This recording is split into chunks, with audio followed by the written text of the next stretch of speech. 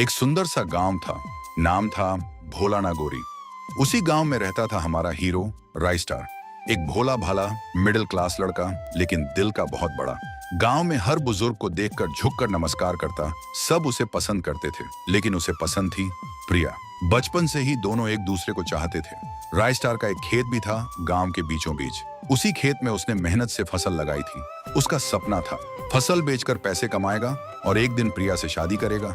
राइस्टार का एक और दोस्त था ज्ञान भाई। दूसरे गांव में रहता था, बहुत अमीर घर से था।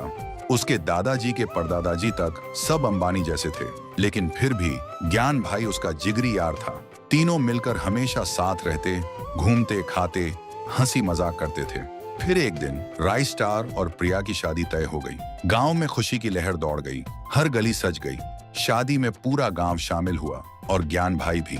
शादी धूमधाम से हुई। शादी की पहली रात प्रिया ने घर में कदम रखते ही कहा, मुझे तबीयत ठीक नहीं लग रही, उल्टी जैसा लग रहा है, मैं दूसरे कमरे में सो जाऊंगी। राइस्टार मुस्कुराते हुए बोला, ठीक है, कोई बात नहीं। रात को राइस्टार सो रहा होता है, तभी दूसरे कमरे से अजीब सी आवाजें आती हैं। वो धीरे से उठता है और दबे पांव दूसरे कमरे में जाने लगता है, और फिर जो देखता है उसकी आंखें फटी की फटी रह जाती हैं। सामने प्रिया और ज्ञान भाई एक ही बिस्तर पर लेटे हैं। दोनों हंस रहे थे। ज्ञान भाई बोला, राइस्टार को अच्छे से बेवकूफ बनाया ना? प्रिया बोली, हाँ, इसे तो समझ ही नहीं आया कि हम कब से साथ हैं।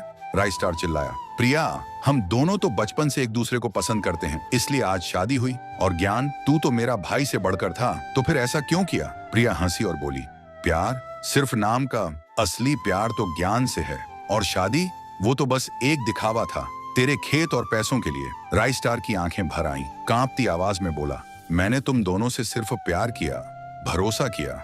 ज्ञान भाई मुस्कुराते हुए बोला, और हमने उस प्यार को बेच दिया अपने फायदे के लिए। और तभी प्रिया ने उठाई एक छुरी और राइस्टार पर वार कर दिया। राइस्टार चिल्ला भी नहीं पाया। उसी वक्त उसकी मौत हो गई। ज्ञान बोला, अब ये कभी वापस नहीं आएगा।